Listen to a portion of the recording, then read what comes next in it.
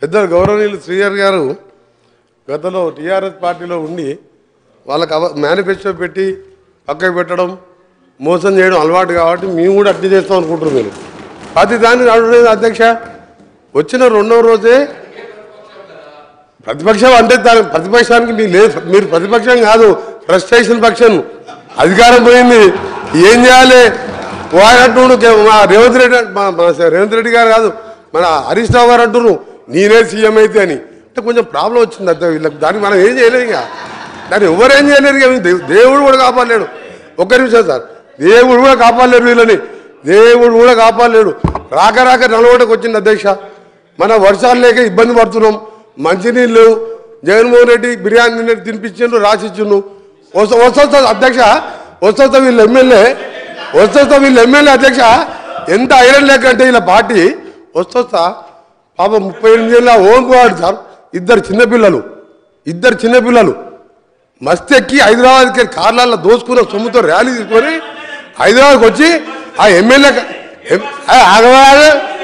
ఆగో చెప్తా మీ చరిత్ర సార్. కృష్ణానీలే సార్, 40 మంది లేక 40 మంది లేదు సార్ వీళ్ళకు. నల్గొండ ప్రజలు చీదరించారు, నల్గొండ ప్రజలు టీఆర్ఎస్ని బహిష్కరించారు. హైదరాబాద్కి వెళ్ళి రౌడీల కార్లు వేస్తే సార్ ఆ ఓంకువాడు చనిపోతే సార్, ఓంకువాడు చనిపోయింది సార్.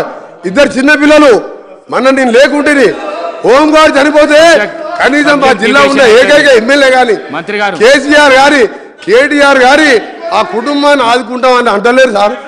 ఎంత దరిద్ర రాక జిల్లాకు వచ్చి ఓ మనిషిని పొట్టలు పెట్టుకుని ఈయన మేనిఫెస్టో గురించి మాట్లాడుతున్నాడు సార్. ఒకటే చెప్తుంది సార్, ఈయన మేనిఫెస్టో 2001లో పార్టీ పెట్టింది సార్. నీ దుకాణం మంత్రి గారు దుకాణం మంది సార్. ఒకటి సార్ అసలు పాయింట్కి వస్తున్నా సార్, అసలు పాయింట్కి వస్తున్నా. అరే మీ చరిత్ర చెప్తా సార్. 2001లో సార్ కేసీఆర్ గారు పార్టీ పెట్టిండు సార్. పార్టీ పెట్టినప్పుడు ఏం చెప్పిండు సార్, ఈ రాష్ట్రానికి మొదటి ముఖ్యమంత్రి దళితుడే. కేసీఆర్ మాట అంటే మాటే, ఆ మాటకి కాకుండా నా తల తీసుకుంటా అన్నాడు. తల ఉందా సార్ కేసీఆర్ది? దళితుడు ముఖ్యమంత్రి చేసిన దళితుడు ప్రతిపక్ష నాయకుడు అయితే, అదే బట్టి విక్రమ్ దళితుడు ప్రతిపక్ష నాయకుడు అయితే ఆయన గడుకోసారి ఆ స్థానం చూడలేక 13 సార్ చాలా ఇంపార్టెంట్ సార్, ఇది చాలా ఇంపార్టెంట్. మేనిఫెస్టో గురించి మాట్లాడినప్పుడు మేము మాట్లాడాలి సార్.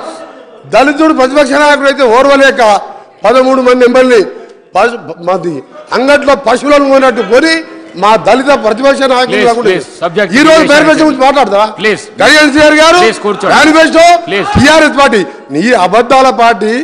మాకు చెప్పిన మేనిఫెస్టో 2 రోజులలో 2 అమలు చేస్తాం, ఇంకా చేస్తాం, చెప్పని కూడా చేస్తాం. మీ దుకాణం బంద్ చేస్తాం. మీరు అనవసరంగా చేసుకొని మాట్లాడుతున్నారు. శ్రీహరి గారు